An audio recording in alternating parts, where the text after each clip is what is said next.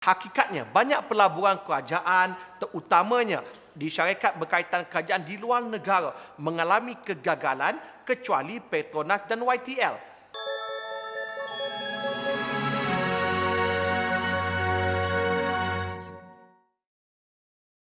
Hai, saya Faizal Ridwan. Kali ini saya kembali lagi dengan buka buku di Hentam TV. Hari ini, Tun Dr. Mahathir masih menjadi subjek penting politik Malaysia dalam usaha untuk kembali ke tampuk kuasa sebagai Perdana Menteri ketiga selepas menjadi PM pertama semenjak tahun 1981 sepanjang 22 tahun dan kali kedua selama 22 bulan sahaja. Keberadaan saya di sini hari ini sebenarnya melambangkan legasi Tun Dr. Mahathir kerana usia saya sama dilahirkan dengan pemerintahan beliau.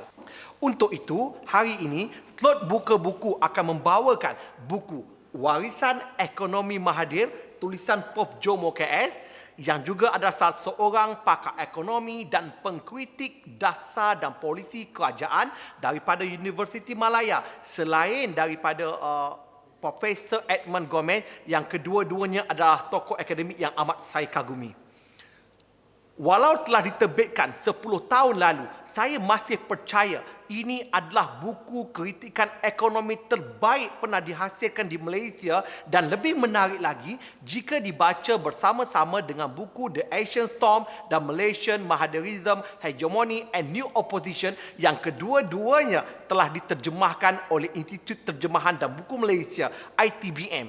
Ya, zaman Mahathir telah berlalu.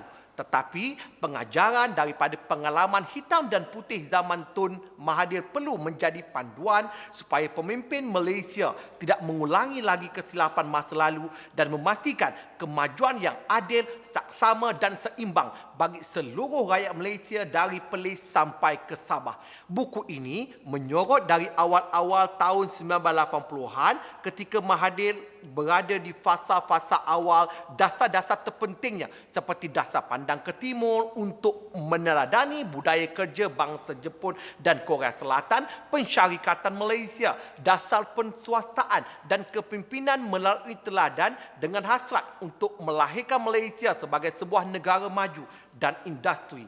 Hakikatnya hari ini, di manakah kemajuan Malaysia? Di manakah integriti? Di manakah ekonomi Malaysia berada? Ini satu persoalan yang patut difikirkan. Dan paling kritikal, Prof. Jomo menyorot dalam buku ini kegagalan terbesar Mahathir, iaitu leluasanya amalan politik wang untuk memperolehi jawatan politik yang berkembang dan membarah dengan begitu buruk sekali.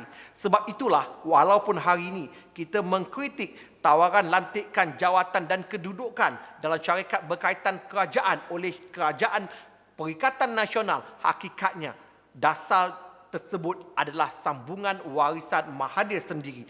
Jadi, buku ini adalah dokumen yang merakamkan kontradiksi atau apa yang digelar oleh musuh politiknya sebagai hipokrasi sikap Mahathir yang dahulu dan sekarang. Ironiknya, kita boleh lihat pada Ogos 1987 bila mana Mahathir mempertahankan penswastaan PLAS kepada UEM, iaitu sebuah syarikat konglomerat milik UMNO atas alasan memerlukan wang untuk membiayai pembinaan kompleks bangunan UMNO, Pusat Dagangan Dunia Putra PWTC, dan pada Mac 2018 Mahathir melancarkan Manifesto Pilihan Raya ke-14 dengan tawaran tol percuma. Sebaliknya, selepas berkuasa semula, Tun Mahathir hanya mampu memanjangkan konsensi tol ke 2058, iaitu 20 tahun ke hadapan berbanding dengan janji 5 tahun untuk menghapuskan tol sepenuhnya. Jadi, saya boleh melihat buku ini, saya membaca dan menilai bagaimana obsesi Mahathir kepada dirinya sendiri, cita-cita dan minat peribadi. Ini dapat dilihat melalui projek yang mega yang kita kenali seperti Pusat Pentadbiran Kerajaan Putrajaya, Menara Berkembar KLCC yang dibina dengan harga lebih pada harga pasaran, KLIA, Lita F1 di Sepang dan banyak lagi projek mega yang menjadikan Malaysia cukup dikenali pada hari ini. Dan hakikatnya banyak pelaburan kerajaan terutamanya di syarikat berkaitan kerajaan di luar negara mengalami kegagalan kecuali Petronas dan YTL. Sementara formula penswastaan mengalami kerugian yang besar seperti Pewaja Steel dan MAS, juga Proton yang kehilangan share dalam pasaran kenderaan dan TNB yang walaupun telah diswastakan akhirnya membebankan kos pengguna. Dan kegagalan terbesar yang menjadi misteri ialah spekulasi mata wang dan kerugian lebih 16 bilion ataupun ada mengatakan sehingga 33 bilion kepada Bank Negara Malaysia pada tahun 1992 dan 1993 yang telah diadakan siasatan Suruhanjaya Diraja dan juga telah ditawarkan untuk mengadakan siasatan terbuka yang masih belum terungkai, serta kegagalan pasaran timah pada tahun 1980-an yang membawa kerugian serta merta. Maka itu tidaklah mengherankan apabila Barry Wayne dalam bukunya Malaysian Maverick mendakwa bahawa Mahathir membawa kerugian ekonomi dan takbir urus sehingga 100 bilion ringgit. Ya, dalam banyak perkara dengan mengambil kira latar belakang kehidupan pada awal-awal pra dan pasca kemerdekaan, kritikan Mahathir sama seperti dalam bukunya Dilema Melayu memang ada benarnya, tetapi selepas menjejaki 40 tahun usia pemerintahan, Mahathir perlu menginsafi bahawa beliau tidak selama-lamanya betul. Naratif Melayu malas dan pengajaran bahasa Inggeris melalui PPSMI adalah contoh kepercayaan Mahathir yang tinggi kepada pandangan alamnya sahaja tanpa mengambil kira dapatan, kajian, merit, konsultasi pakar dan juga pihak-pihak berkepentingan yang lain.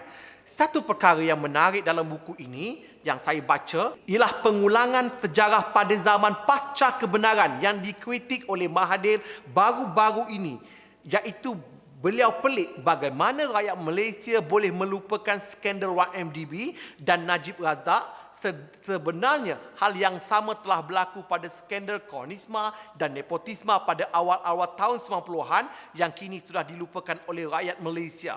Jadi buku ini bukanlah sebenarnya bertujuan untuk mendedahkan kesilapan, kelemahan dan kecurangan Mahathir sebagaimana Prof. Jomo KS yang dulunya pengkritik paling lantang bertukar menjadi pengulas yang paling jujur di sini dan kemudiannya menjadi ahli majlis penasihat kerajaan pada tahun lalu, tetapi mengubah cabaran yang paling besar ialah untuk mengubah struktur ekonomi dan reformasi institusi negara yang kini terbengkalai. Sudah tentulah 1 tahun kebelakangan ini tidak akan dapat mengubah paradigma ekonomi dan takbir urus Mahadhirisme yang sudah menjangkaui usia 4 dekad. Walaupun Mahathir mungkin sudah tidak berkuasa, tetapi Mahadhirisme masih berada dalam ekonomi Malaysia. Itu sahaja untuk hari ini dan jangan lupa walaupun negara kita sedang bergolak untuk memilih Perdana Menteri, pastikan anda kekal bersama Hentam TV, like dan subscribe. Terima kasih, jumpa lagi.